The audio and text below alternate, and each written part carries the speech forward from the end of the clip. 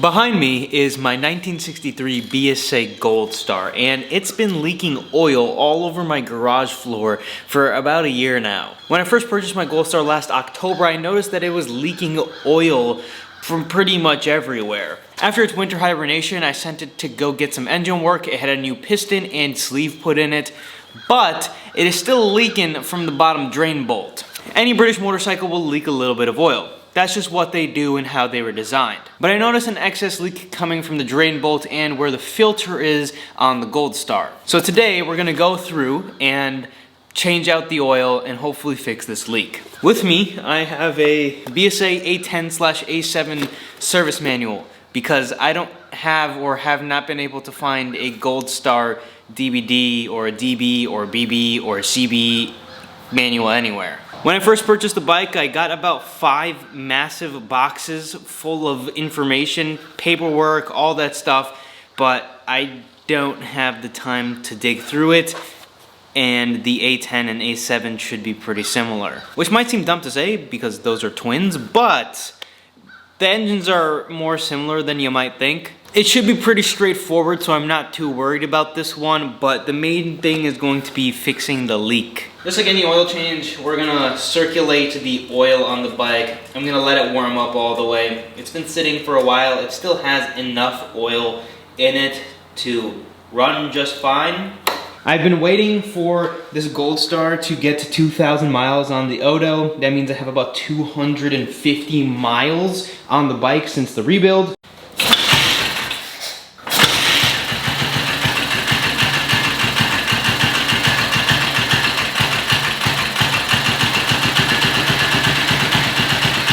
The bike's been sitting for 11 days. So now that the bike is all warmed up, we're gonna start by draining the oil tank. That is one big nut there. I'm not even sure that I have anything that big to open this up. This is like a 25. The first thing is we need to empty the oil tank here. This is a 24-inch socket, and it doesn't even come close. I'm gonna use an adjustable and just be really careful with it. This is probably a soft metal, so I don't wanna mess it up or mess any of this up.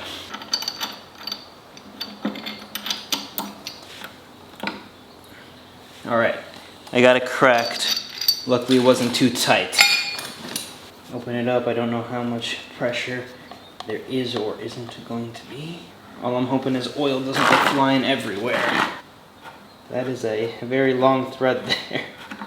All right, okay. No need for the funnel. Well, we got oil all over the floor, so that's always a benefit, right? Always what we're setting out to do here.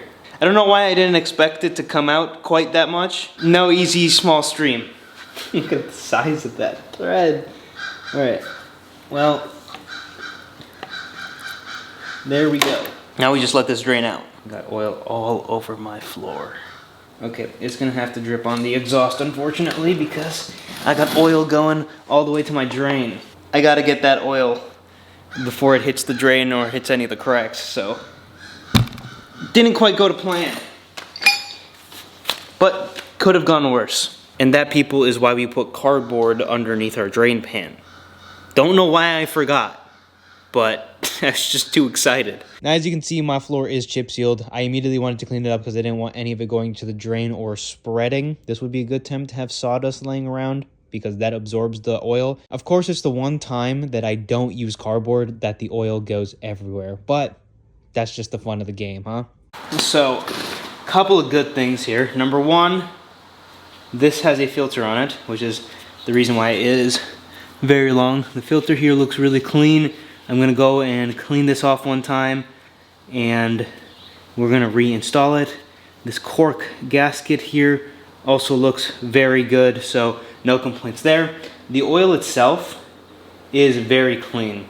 We're gonna go look at the oil that's in the sump, and we'll see the oil filter in the sump. I assume there's gonna be a little bit of metal in it just because the engine just had some work done, so it's to be expected that there should be some flakes in it. I'm gonna clean this and we'll install it back. According to the BSA manual, you're supposed to wash them with petrol and let them dry before installing. After I was satisfied that all the oil was off and the filter honestly looked really clean, so I wasn't too worried about it, I put it back in. Now we can move to the sump. Now the sump is what has been giving me all the issues.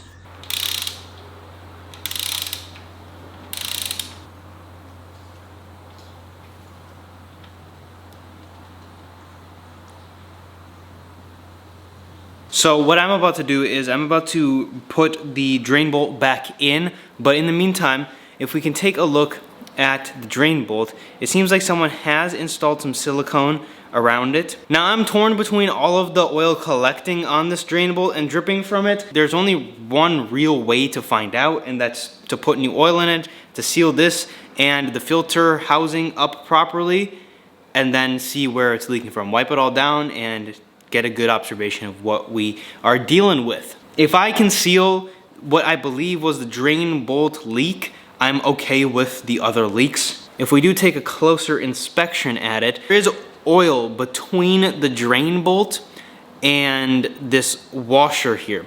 What that's telling me and what I believe is happening is the silicone itself created a little layer of separation between the washer and the nut. Instead of sealing it, it made it swell up a little bit and it caused a pinhole and started dripping from in between here, and that was the majority of the leak. If you do look right here on the bottom of the washer, we can see right here a pretty good area for oil to escape. So we do have a small hole in what I believe was the washer. The oil looks really fresh in the bike, which is great. So after inspecting the drain bolt, I went ahead and pulled the rest of the filter housing and the filter off the bike, and I immediately noticed a really big issue. The problem being there was silicone all over the oil filter, which, if you don't know, is horrible for the bike. Now, people use silicone in order to seal them up and make them not leak. The problem with silicone is you have to use a lot of it, and it can destroy the engine if it gets in. And according to the forums and what many people say, it's better to let them leak rather than to seal them up with silicone,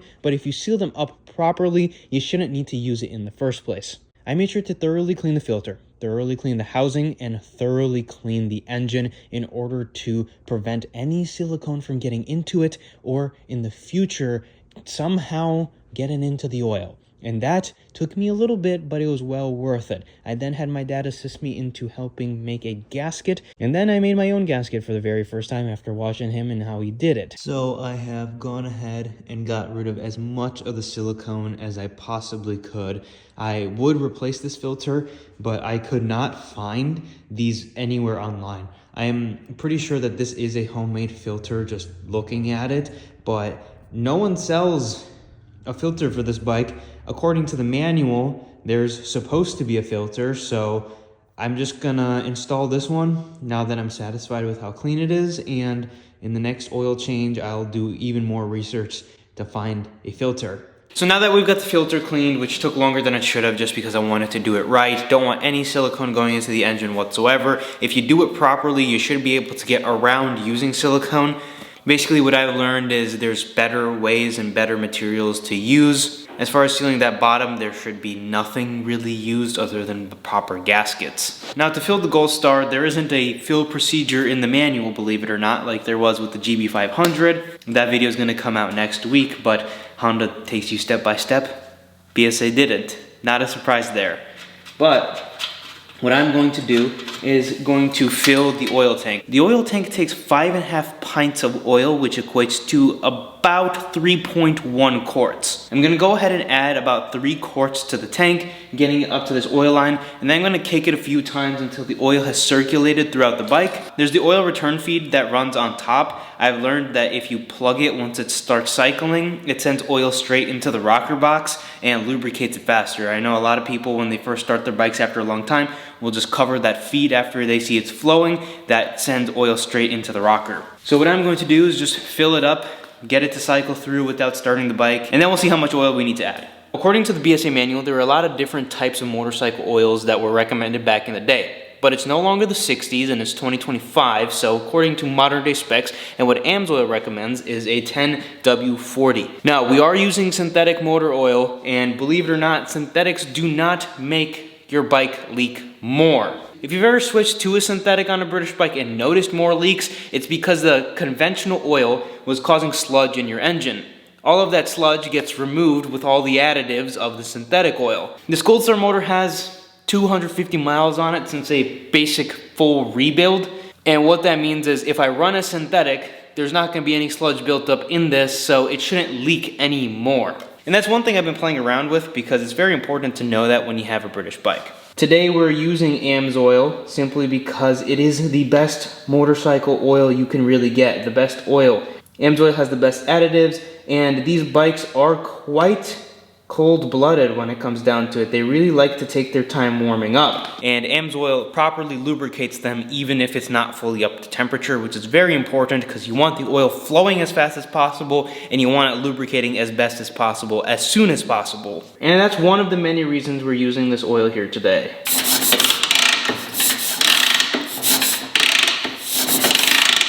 What that theoretically has done is send some oil into the engine. So when I purchased this Goldstar, one big thing about this bike was there was a lot of documentation with it. Not only was there documentation, but there were a lot of spare parts. Now, I never knew exactly how much documentation there was. I knew that there were some workshop manuals and a couple of books, but that's kind of what I thought was the extent. Maybe some receipts, but nothing more than that. I have pulled out all of the documentation and I started to go through it and I discovered some really cool stuff. So I thought I would just spend a little bit of time sharing some of the things that are in this binder and are sitting on the table in front of me. This is everything that I was given when I purchased the Goldstar. I didn't remember quite how many books there were. I've owned the motorcycle for about a year now, so while going through some of these things, I kind of have discovered what I would call gold. Really cool thing is we have the maintenance manual right here for the Goldstar, but if I come and I open it up all the way here, I have a service manual that's all printed out. I found a lot of information in this book here, just flipping through the pages, basic BSA service things and whatnot. Super cool to see things like valve adjustments. We have oil information here and how to do the oil changes. And I could not find this particular maintenance manual anywhere online. This manual is that book right there. If anyone has this online, comment it down below. If you don't, it might be something that I scan for everyone to have if it doesn't exist. I would find it very odd that it doesn't exist. A big problem with finding information on the Goldstar is now with the new Goldstar, all of the information from 10, 15, 20 years ago has all been pushed down. So all of the new stuff, the new Goldstar 650 information, it comes up even when you search Goldstar 500 or DBD or 1962 or whatever year your Goldstar is. So that's one thing that I've been struggling with information. So hopefully some of you guys who have been doing this for a long time, perhaps own some of these bikes, can pitch in. There are a couple of other cool things that I want to show you guys here. We have the GP carburetor, which I did find sitting in one of my boxes. I knew I had it. We're going to be installing this carb back on and just seeing how the bike feels with it. But by far, the coolest page is this one right here. This is the bike that I own before restoration. I have this handlebar sitting in a tank, I have that light cowl, I have this tank, the seat cover, all of the things that were taken off this to make it look like it is now are still sitting there. Very cool to see that there's pictures of the listing before the person I bought it from had. That is super cool. The list price was $16,500. I am to assume, based off of that price, this was somewhere around 2016. The motorcycle market has fluctuated a lot. I honestly have trouble really pricing where the Goldstar would be. Don't really know unless I was to sell it, but I have no intentions of selling this bike. Because another really cool thing that I found out was, based off of this right here, you can see 1962 BSA Goldstar Clubman. This bike, in fact, is a factory Clubman, which means these pictures here and the current state the bike is in are incorrect. Based off of the information that I've found, Clubman means that it came with factory clip-ons. There was 2 versions of the Goldstar. The touring version, which is how my bike is currently set up, and the Clubman. Now this is something I still need to look into and get the exact specifications for, but as I learn, I want to share it and hopefully someone will be able to correct me if this information is wrong. The DBD34, or the DBD Goldstar, if it was a Clubman, it came with clip-ons. If it was a pre-DBD, so a DB, BB, CB, all of those bikes, even if they were Clubman, had a option to come with the standard handlebar. But the DBD got a hotter cam for the Clubman apparently, and it also got the factory clip-ons. Doing research, looking at other pictures, auction sites, all those kinds of things with DBD Goldstars, because that's what the bike I have is, all of them have clip-ons if they claim to be a Clubman. It's a lot to take in, but it is very, very cool that I found out my bike, not only based off of this listing, but the actual BSA certification of matching numbers, authenticity, states it's a factory Clubman. Which I was gonna do anyways to this bike because I absolutely adore how these motorcycles look with the bigger tank and the clip-ons and just that factory racer look. The pictures don't make it seem that rough, and it honestly wasn't in that poor of condition either, but when you actually look at some of the spare parts that I have sitting in boxes in storage, you can tell that it's not quite as pretty as it was here in the pictures. Another thing you can notice is this motorcycle did not have alloy wheels on it, but it looks like it did have the bigger drum that was redone, as well as a good verification of the miles that were put on it, 1725, and the bike has almost 2,000 on it with me riding it. It's time to take it out for a short little ride here and get some of the oil circulating and enjoy some sounds of the Goldstar. I'm gonna come just getting her properly warmed up since this is the first ride since the oil change. I want all of that oil to be circulating. Looks good in here. We've been warming up for a few minutes. Clutch in, 1 up, full advance, and we're off.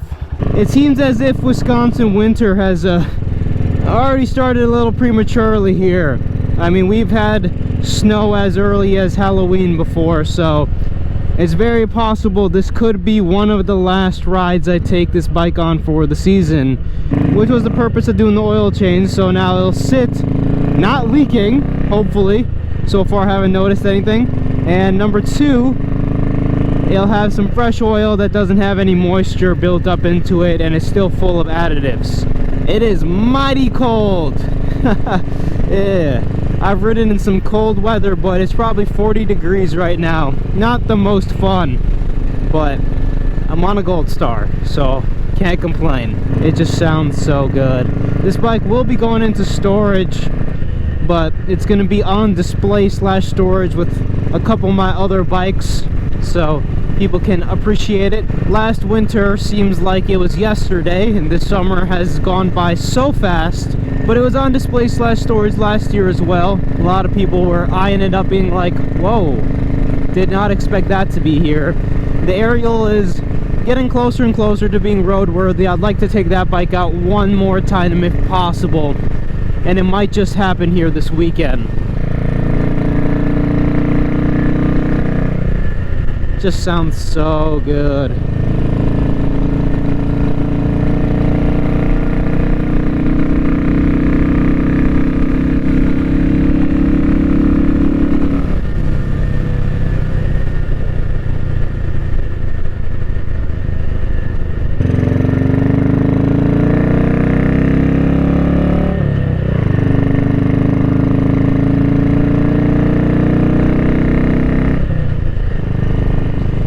You know, when we're talking about bikes and preservation, the previous owner did a really good job at documenting and everything in his ownership of the restoration he did and all those things.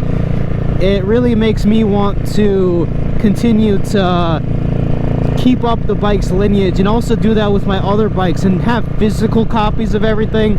I think I mentioned this earlier where I have everything digital, but it's just not the same, and seeing it presented in such a way is such a treat. It's always fun to ride the Goldstar. It seems like the bike is sealed up a little bit better, but I am noticing already a leak starting from the drain bolt.